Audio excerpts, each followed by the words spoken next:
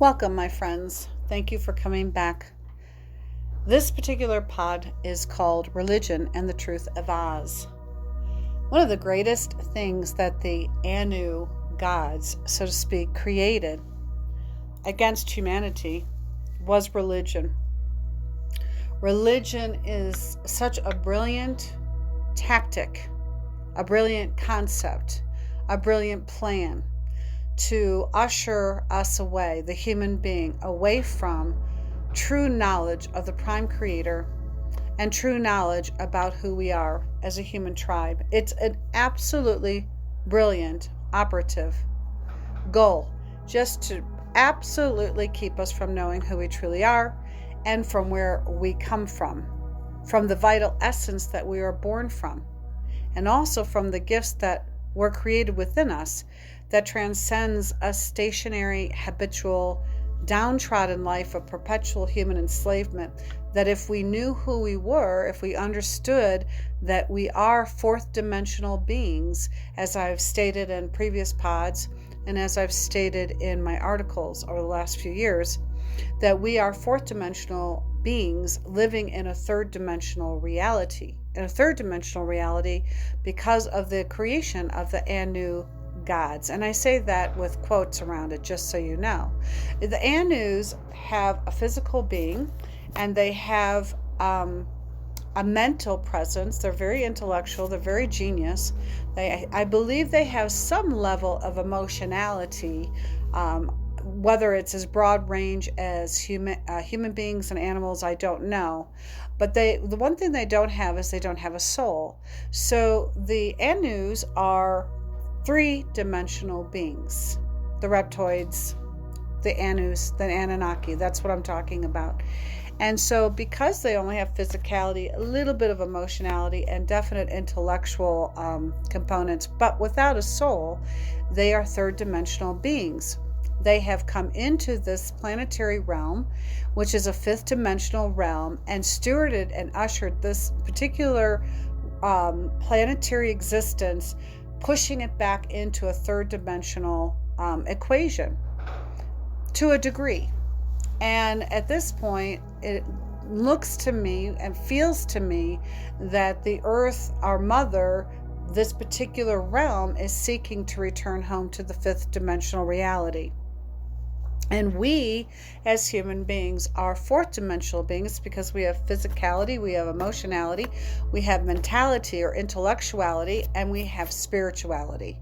Therefore, we are fourth dimensional beings, and therefore we are of a higher frequency and a higher vibration than the Anus themselves, which would be why in their ability to create through psychopathic measure ideas and concepts and create different places to set up systems and agendas that will usher us away from who we are. Religion is a beautiful system to encourage a fourth dimensional being who seeks higher knowledge, who seeks divinity, the divine essence, to seeks the light of all that is, and also the deepest parts of that darker equation where fertility and growth exists.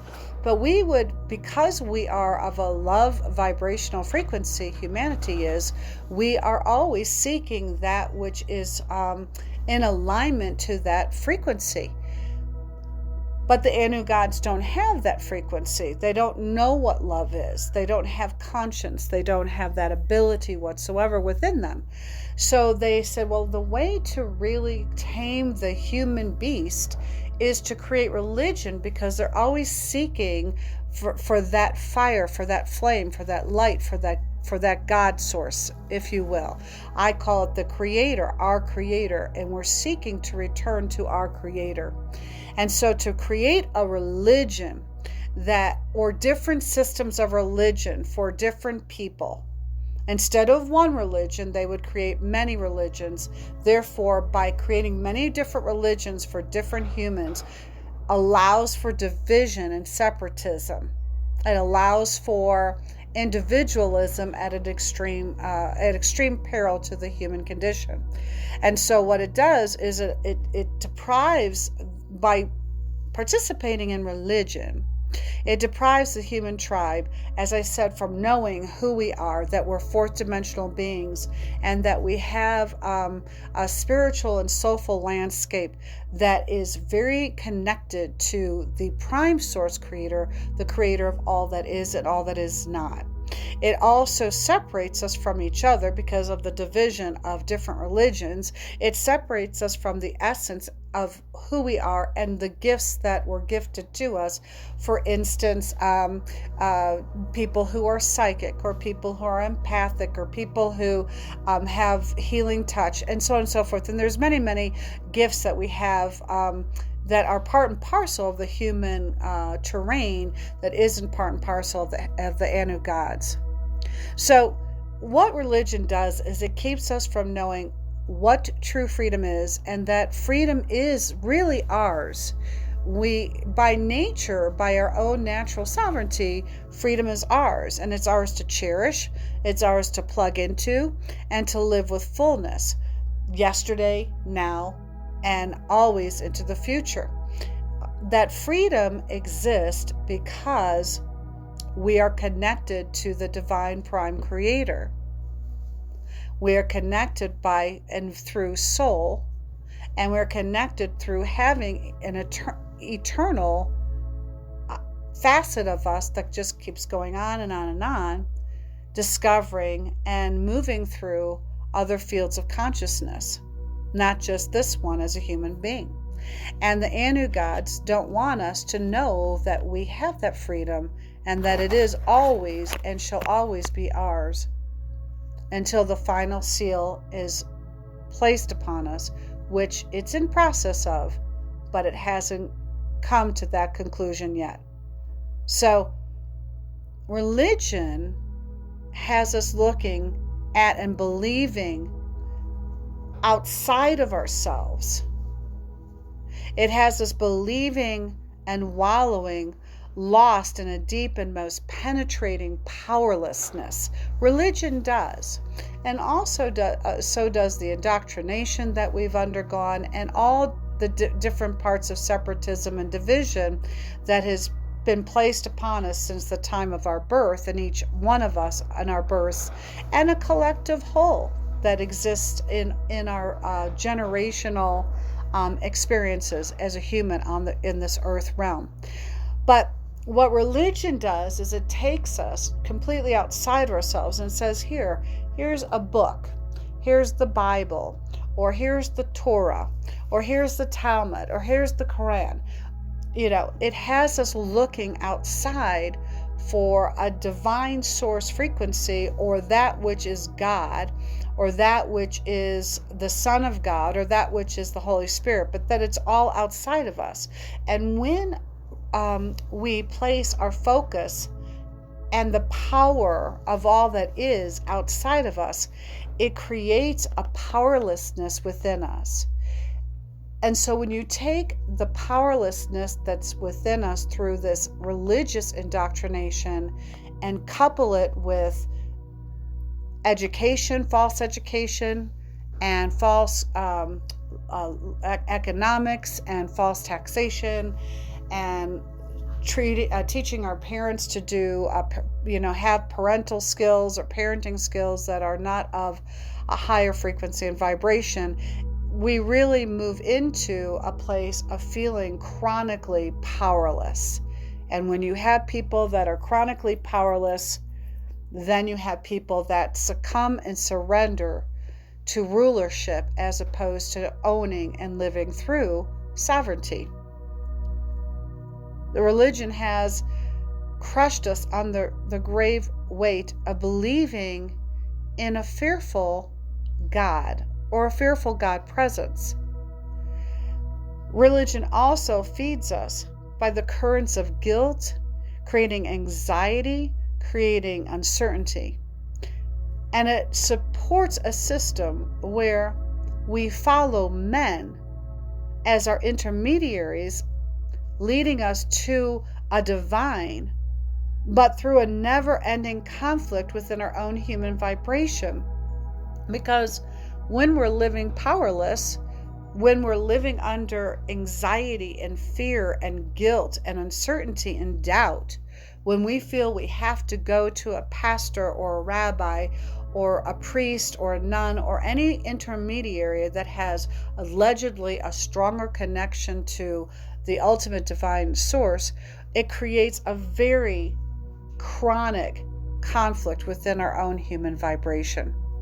The clergy and religious leaders create a foul-mouthed belief in us that they have all the answers and all the spiritual credit to guide our knowledge of wholeness and freedom, joy, and abundant living that is only for some but not for all. And somehow through religion, we believe them. So if you're Jewish, you go to your temple on Friday night, your synagogue, and if you're Christian, you go to church on Sunday. And what you're doing is you're listening to somebody, again, outside of you, tell you how things are, how things were through history, and how things are to be in the future. They tell you that they know more than you, and therefore discrediting all the various parts of ourselves that have memory and truth of our prime source creator, or what we call God. And we just believe them because our parents and our grandparents and our lineage has believed. And so we follow blindly. Religion teaches us that we are inherently broken, that we are separate and divided from other human beings for 1,000 different reasons that makes absolutely no sense. But if the pulpit says it, it must be so. And it validates these differences as something that must be illuminated and taught as fear and a supremely consequential place within the divide from rather appreciating and noticing all the beauty in the world of all the infinite unique patterns of the human terrain. You see, we're all one tribe, the human tribe. That which is human is a tribe. But inside that tribe, we have all these different unique patterns of beingness. So whether it's in gender or it's in sexuality or it's in color, it's your eyes, your hair, the way you think about things, the way you feel about things, your gifts. I'm an artist, I'm a musician, a doctor, a healer, all sorts of things. But there's all these unique patterns that make up the human beauty. And that's very, very consequential. But what religion does, it narrows us down into these very shortened belief systems. And it says, here is one book, and it's called the Bible, or here is one entity called the Quran, or here's another. This is one entity called the Torah. And these are the things that you must read, and you must believe in, and you must bow to. And everything else is false notion. But the reality is that the Bible and the Torah and the Quran and everything else has been written by humans that have subverted the truth, removed the truth, left a little bit of the truth breadcrumbs to follow amongst all the illusion and deception. And when these religions and our family lineages have decided this is what I follow, I am Jewish, so therefore I follow the Old Testament and I follow the Torah. If I'm this kind of Jew, Hasidic or whatever, I follow the Talmud, I follow the Kabbalah. As a Christian, I'm a Methodist or a Lutheran or a Mormon or I'm this or I'm that. I follow the New Testament and I follow the beliefs of my pastor, my preacher, and so on. If it's the church, the Catholic Church, I follow the Vatican, the Pope, and that sort of thing. And so what happens is that we splinter off, and all those beautiful, infinitely unique patterns of who we are that create beauty, where we could come together and just be discussing spirituality and the truth through our memories, the truth through our knowledge, the truth through the true beauty of what it is to be human, we have been channeled into these various belief systems, and they are channels, they're programming. And therefore, we begin to connect with each other and decide that each being or each religious belief system is erroneous, it's wrong, but mine is right. So therefore, I am higher than, you are lower than, and we begin to start splintering, and we begin to create factions, and we begin to create wars amongst ourselves, which is exactly what the Anu controllers want us to do, right? It happens with religion, it happens with color, it happens with geography and where people are from. So it's a constant divisionary tactic, but religion is the heaviest of all the brainwashing MK Ultra tools that they've used against humanity for thousands of years. So, I just put it this way, do we see the leopard argue with the tiger whether spots are greater than stripes? No. And do we see the willow tree proudly believe it is better than the oak because it can bend and sway while the oak stands strong in the winds? No. And does the sand say to the ocean, I am better than you, for I am the land and you are just the sea?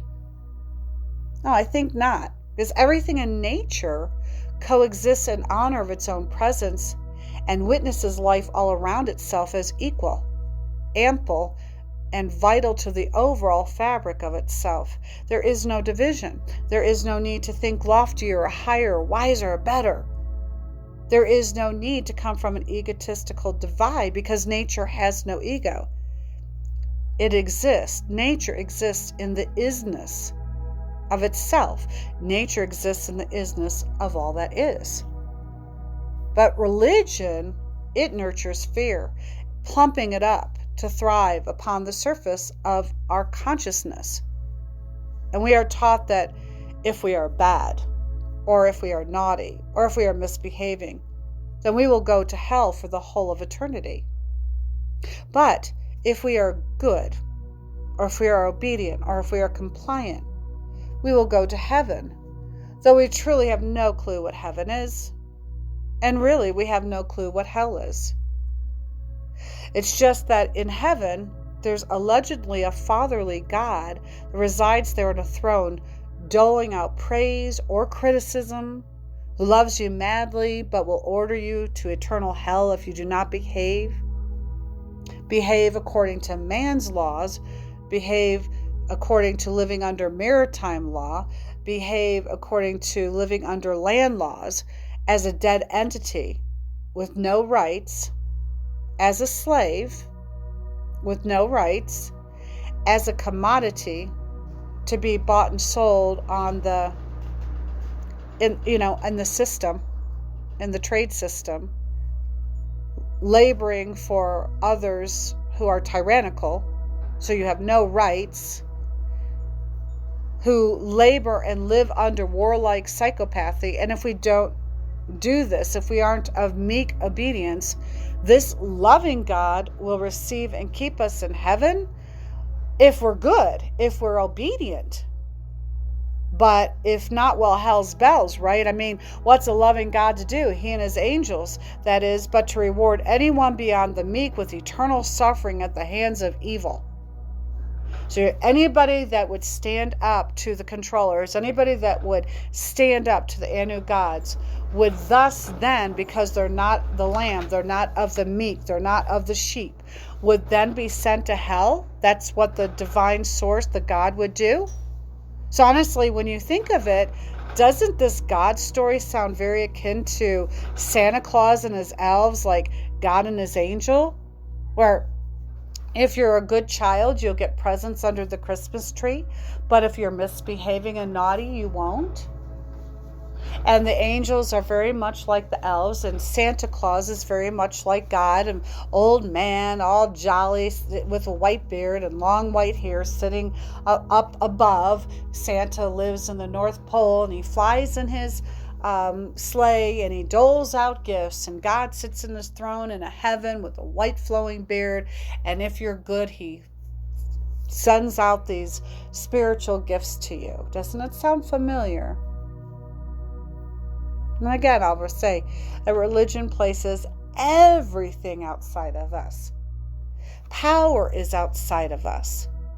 Spirituality is outside of us, on pulpits and altars and angel wings.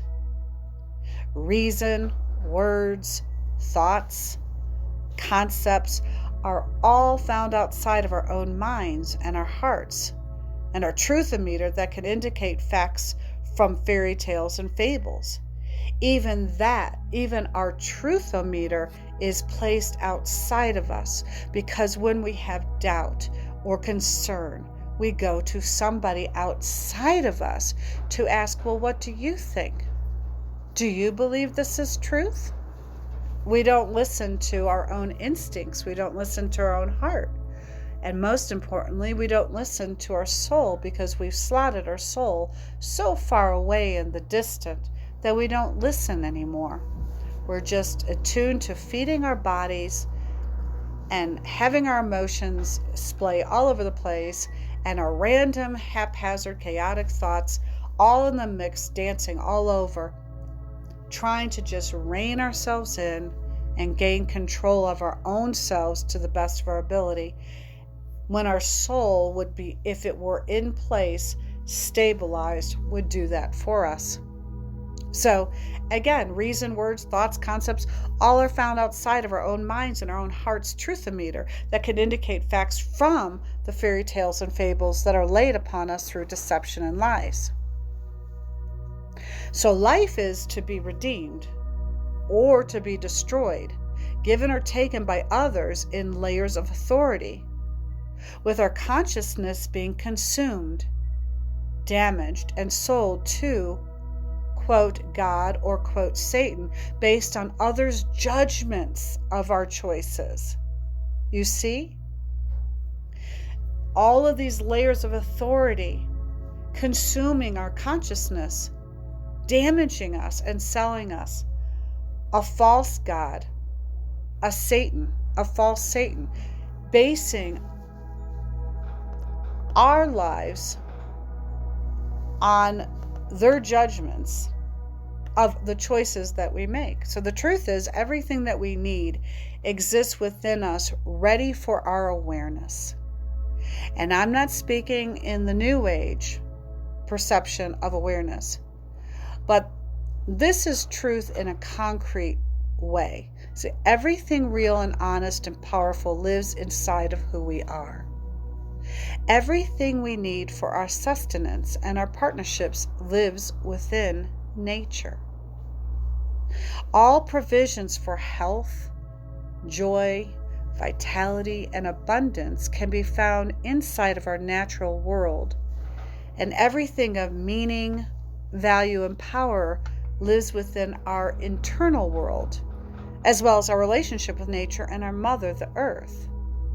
So everything that we need, everything that of who we are, everything that's authentic and real and powerful is within us, and everything that we could ever need for our sustenance is in nature within the realm of our mother, the earth.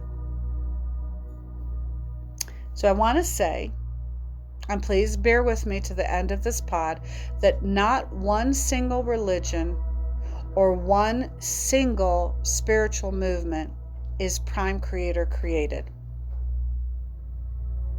That's truth. No prime creator, no ultimate God created religion or the spiritual movements. All religions were made by men to hold a very diabolical control over us in order to create slaves out of our sublime souls. They needed to posture fear inside of us. They needed to create division and to force our focus towards those divisions as if they were and are real. They needed to extort our reason and implant their sociopathy within us so that we would flounder. We would be lost and uncertain. We would be self-loathing and fearful until we begged for hope, until we begged for faith, for an idea that we could see within ourselves, until we could feel a connection to something greater than ourselves. But it would have to be outside of ourselves. Though everything that's magnificent and glorious lives within us, always and in all ways. However, we would ask for the idea of something to seed ourselves so that we can feel a connection, but not a connection within, but a connection, something greater that lives outside of ourselves, when everything that is true lives within. There was a time that we humans lived freely within the natural world without anything beyond primal preservation and momentary fear. You know, that adrenaline fight and flight response that is simply for immediate survival. We ate and we loved and we were extraordinarily alive. But our needs were met, and Eden was the home in which we grew and circled our lives from. Not the Eden of the Bible, but the Eden that was the loving heaven that existed right here on the splendid earth.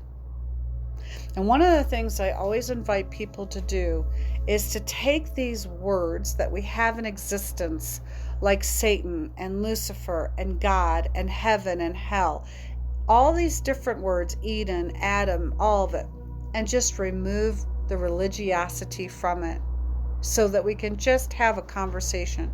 Because again, when we start coming from a place of religion, we start coming from a place of belief, and belief is not knowing, it's just believing in what we've been taught and what we've been told. But it has absolute no knowledge, because even if you say, but I read the Bible is inverted and it's a false manuscript.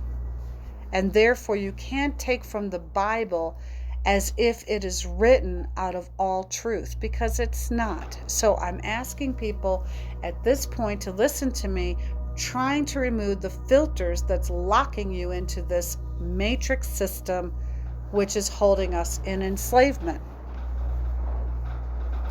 We held at this time, before the Anu gods came to imprison us, to take us in as their slaves, we held no fear of one another or our actions or of a God. We lived freely, joyfully, and peacefully, the way we were designed to do.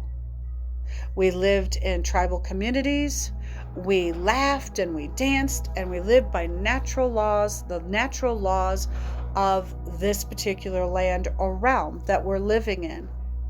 We lived unhurried, we lived unfettered, graced by simplicity and love.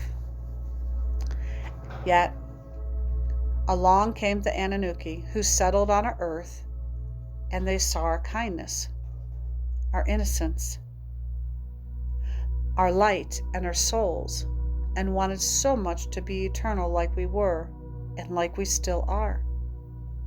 And these beings themselves, as I said before, they held no soul, and they still hold no soul.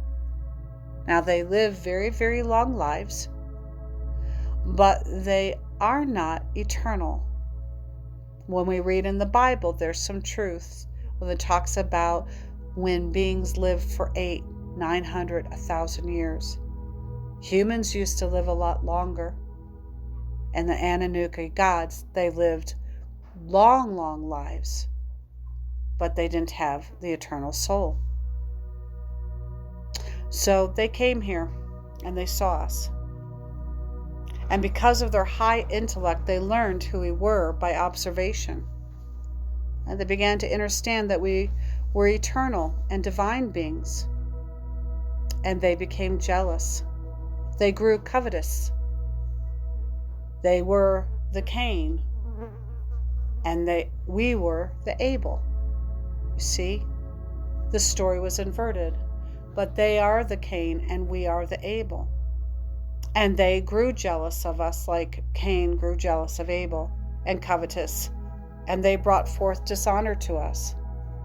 They stole into Eden and tempted us to otherworldly knowledge. They fornicated with our minds, interweaving their impurity into our bodies, seeking through us on our earth their untempered and unhinged drive for eternity. They offered us new knowledge that we didn't have an awareness of, the more technological knowledge that they brought forth when we are more natural beings and they are more technical beings. And through that, they began to have mind fuckery on us, to be honest. And because they wanted to have eternal souls, they procreated with us. And they thought that by having human children or hybrid children, that their children would be born with souls and therefore to carry on a more eternal lineage. But that didn't happen. You can't grow a soul. So they were been finding and seeking ways to extract our soul so that they can have eternity as well. They were and are the reptoid serpent that tempted the world with deceptions and promises of a higher illumination. They would show us our God and sins that would excite our senses and further our souls towards quote-unquote heaven above and beyond here, beyond now, beyond space. And this new knowledge birthed time. It birthed galaxies. It birthed heavens and gods and Bibles and religions that wove stories that were spawned by the serpent for the sole purpose to own, control, and define us by the power of their godliness over us. And many of the words I'm speaking have quotes all around them. Their sole purpose was to own and control and define us by the power of their godliness over us, meaning to dominate us into subservience. Subservience to me, it means to serve them as gods, using religions, 10 Commandments, golden rules, laws, rewards of freedom, punishments of imprisonment, and lives of enslavement while they sought the way to capture and own our eternal souls. Those who rule this world now have absolutely no souls. They are conscienceless. They're just completely soulless, psychopathic humans, and they're hybrids. They are not eternal. They are not spiritually of the light or the dark in any positive, constructive way. They are not gods. They are simply different essence than we are. They do not have souls. They are not of our frequency. They are not of our vibration. They are not gods. They are not born from the stars like we are, and I say that loosely, but they are not. They crawled out of a sliver, a fold inside this dimension, and they saw our love, our divinity as a weakness, and began the consumption of our humanity. These Anu bloodlines that we give all of our power and our authority to are not like us by spirit, nor by blood, nor through wisdom, and nor through heart space. They loathe us for our greatness. They covet the power of our soul's eternal nature. They yearn for the divine magnetism we possess in all of our cells, our glands, our hearts. They want to extract our human design that's built on abundance, beauty, nobility, and love. They slipped into our Earth's plane of existence and our lives and designed a world that was only to enslave us to serve them. And over the many eons, they have consumed our thoughts and our emotions, our innocence and trust, our truth, dividing us from our wisdom, our souls, and the truth of who we are. They've torn us away from our original Creator, and by way of total indoctrination, they have stolen endless generations and endless centuries of our lives.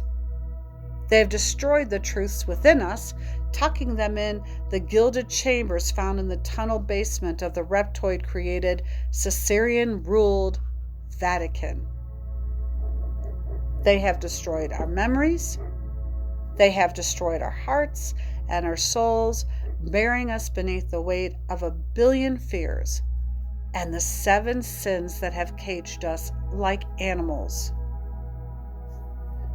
They have used all religions, astrology, numerology, science, education, industrialization, wars, finances, credits, debts, prisons, commandments, agendas, and dark sorcery upon us all for just control, for power, and for this insatiable greed that will never, ever be fulfilled no matter what they level out and achieve. It's never enough because they're narcissistic, sociopathic psychopaths. It's a fact. Okay, let's see. It brings me to this place of remembering. Like, remember in the movie The Wizard of Oz, where Dorothy and the lion fell asleep in the field of poppies? There in the beautiful meadows of flowers, the very lost, the very immature, uncertain child, and the symbol of earthly fear simultaneously fell into, meaning the fallen, a deep slumber. They fell into a deep slumber. The black magical properties of poppies stole into their soul-filled flesh, creating slumber, a separation from a divine human life into a false dream reality. You see, Dorothy represents the very lost, uncertain child seeking to return home. And the lion represents a symbolic of the earthly fear. And so the fear, or the fear-based inner child or uncertain child, because that's how the Anu gods see us, as children or animals or beasts. So in the movie, Dorothy and the lion fall asleep in this field of poppies, this dream, this induced dream that happened upon them. And when I talk about falling into, it means they became the fallen ones. And they fell into the black magical properties that seated itself inside the flesh itself, creating a slumber, creating the loss of memory, the erasing of reality. And so the divine human life, the divine core self, became a part of a false dream reality. Now the Tin Man, who represents the heart, and the Scarecrow, that represents the mind, sought help from the ethers to assist awakening both innocence, curiosity, excitement, and courage from the induced slumber of the dark matrix. So when you think of the symbology of Dorothy and the symbology of the cowardly lion, you see that Dorothy represents innocence and curiosity and excitement. And the cowardly lion also represents those things, and both of them represent courage, or the lack thereof courage. And the Tin Man and the Scarecrow, both the heart and the mind of the human consciousness, request out of the ethers, or the divine source, to help bring the innocence and curiosity and the divinity back from that slumbering into the dark matrix, back into living the true life, the life that seeks forward. Now, Glenda the Good Witch, who represents the beacon of compassion, love, and the true keeper of magic, meaning divinity, with understanding and tenderness waves her magic wand, meaning she used her mind, her soul, and her energy enlivened by the divine essence To dispel the state of unconsciousness that fell over Dorothy and the lion, the youthful but ample keepers of childlike exuberance and boldness turned into fear in the fields of poppy. And the beautiful Glenda, the beautiful witch, the beautiful divinity, dispels the state of unconsciousness, allowing that exuberance and boldness to return out of the state of fallen fear.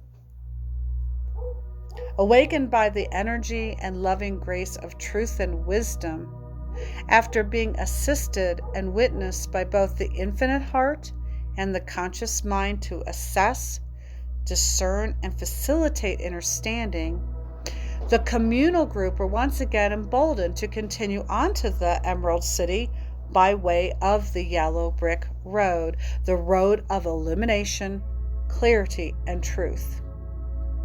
So, by the heart and the mind reaching into the ethers, requesting vital energy to lift the slumber and the fear off of the innocent ones, that would be the humans.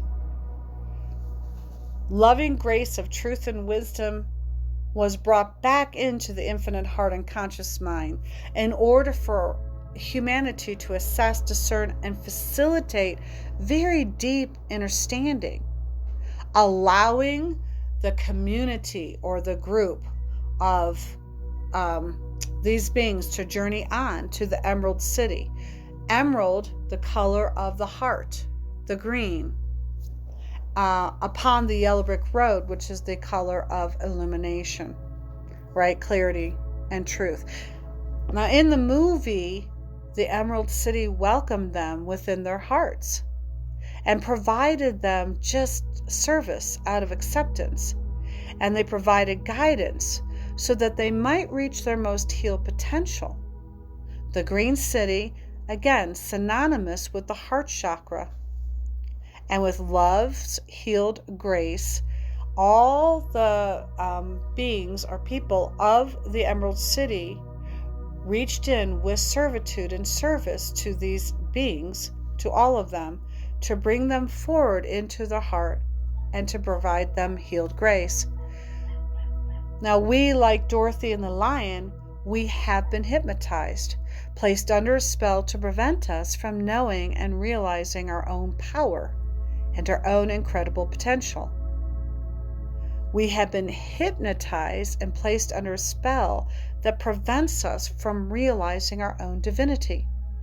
And just like the scarecrow who was enslaved on a pole to ward off crows that he could never reach, he never knew his own intelligence, his own mind, nor his own infinite possibilities.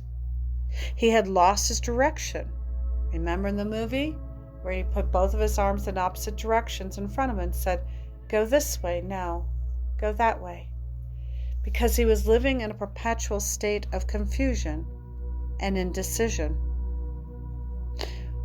Or the Tin Man, who was so worn down by his existence in the dark forest that he was unaware of his own love, his own empathy, and his compassion. And he was frozen in place because he forgot the beating of his own heart. Through his endless set of mindless chores, chopping wood, survival, carrying water, survival, while living in a shadowy isolation built around anger, coldness, and a lack of caring. And then there is the cowardly lion who lived deep inside the dense forest, born from the false kings and queens, who was so broken and battered by fear that it consumed him. And his mind lived inside storylines that were neither true nor even realistic. He could not yet realize his own courage and wisdom by the shadows that haunted and chased him. And then there is Dorothy, life's innocence and trust being tormented by an old controlling hag, an arrogant shrew, while her family easily gave in to their powerlessness in the face of the spinster witch who used money and status as power. The Dorothy, in every effort to protect her love and her innocence, Toto, fled herself, believing in the powerlessness of her own voice, her own land, her own home within. She fled. At the end of the movie, Dorothy discovers that everything exists fully within her own heart and soul. That home, or another word for home, heaven, lives within, and that there is nothing that exists outside of herself. That along the way on life's journey, magicians will pretend to foretell the way. They would tell her her destiny based on ulterior motive and agenda. Remember when she went to him and he looked into the crystal ball and he just wanted her out of there? And so based on what he wanted in his own agenda, he was telling her which direction to take. So the magician pretended to foretell the way, telling her what road to choose most easily traveled. And as charlatans guide her into the storms of life, where unconsciousness will and did unfold upon her, throwing her into dreams and illusions and fairy tales, as opposed to allowing her her own reality and her rise to face her own destiny, strong, wizened, and totally empowered. Now, in the end, Dorothy came to realize that all of her love, and her heart and her mind and her courage and her magic, her own power, is an integral, inherent part of who she was and always would be, and that no wizard nor black magical witch nor the hands of time could possess her, and that it only took but a splash of water and hot air to send the illusionary forces upon their way. So the Wizard of Oz, once Toto pulled back the curtain, pulled back the veil, and what we saw was a man who had some knowledge. He knew that all the Scarecrow needed was a document, a degree to say, "Look at how smart you are." And the Tin Man only needed a heart that ticked. You see, even Dorothy was provided a hot air balloon, perhaps an unsafe way to travel, but an external way to travel that the magician himself would have to take her home, until he just flew away, because he truly was an illusion.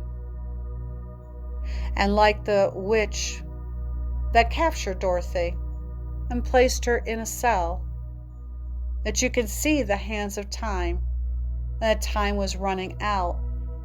But time also was an illusion. There wasn't any time that existed, because the journey is not about the amount of time that we have. It's about what we do at the time. It's about the adventure. It's about waking up. It's about discovering our own bits and pieces of all that we left behind by believing in false religiosity, by believing in false systems, by believing that the witch had power, or that the Wizard of Oz had power, or that even Glenda had power. But really, it was only the power within that was able to bring Dorothy home.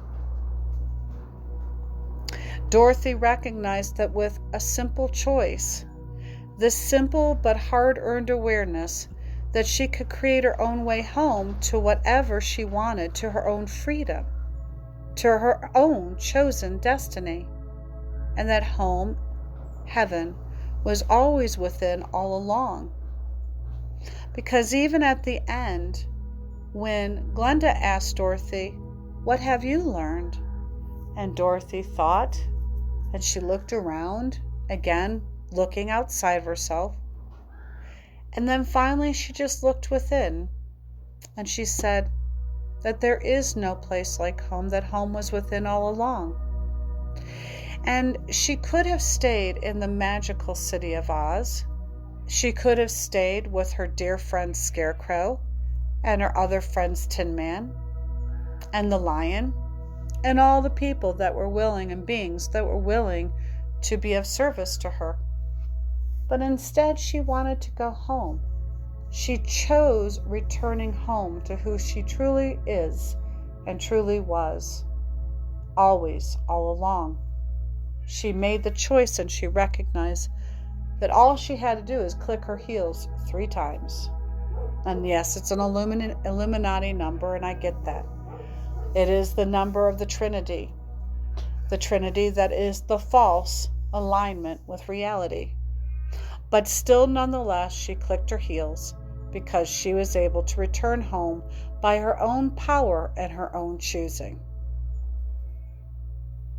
Religion has led us away from our truth and the most fundamental truths of all.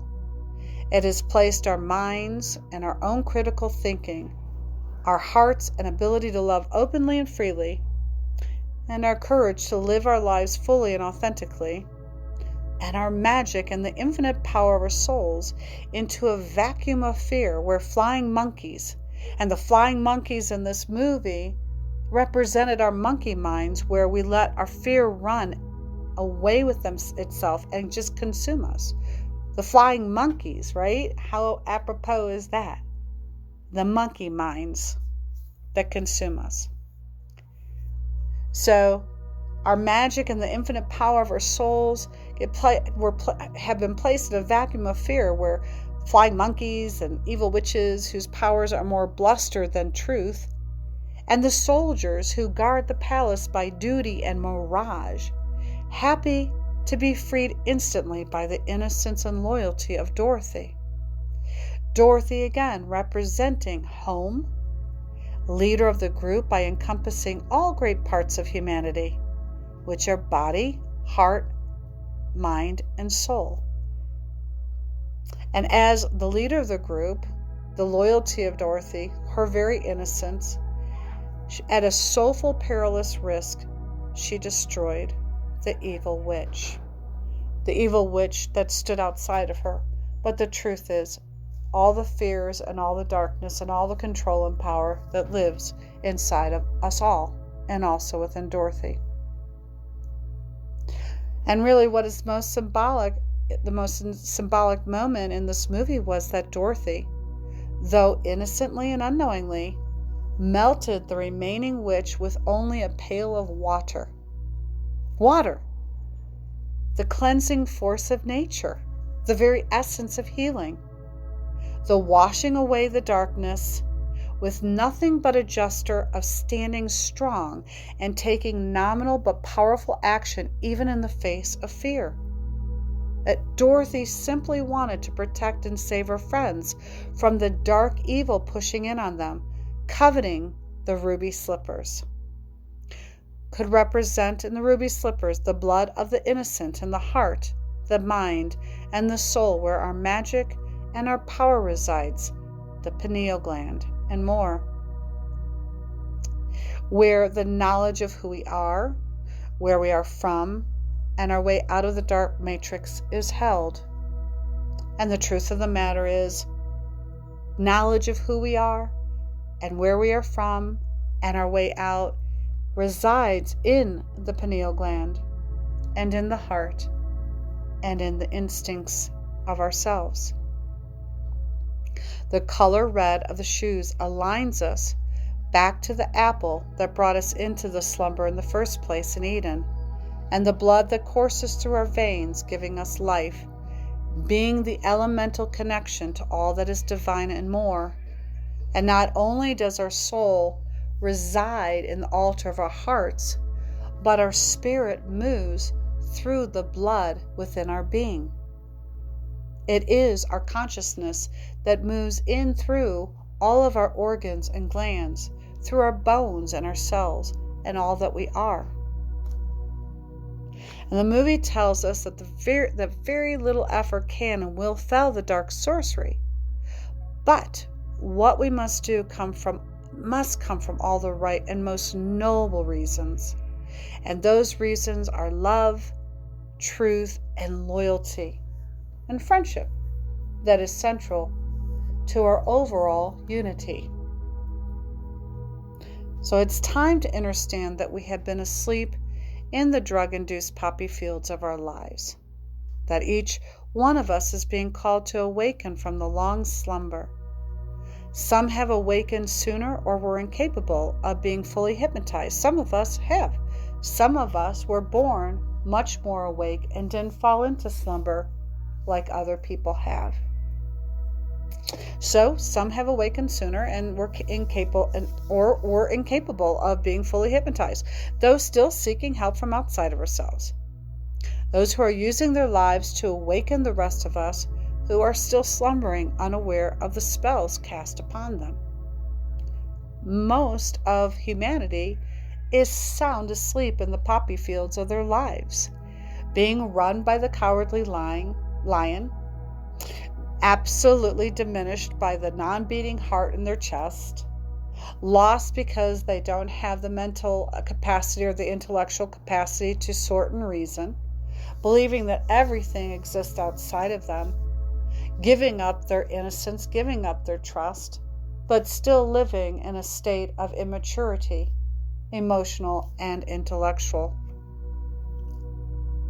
So it's really important that we stop disputing each other, but we thank those who are speaking out, inviting the whole of humanity to wake up to the truth and the primary source of who we each are.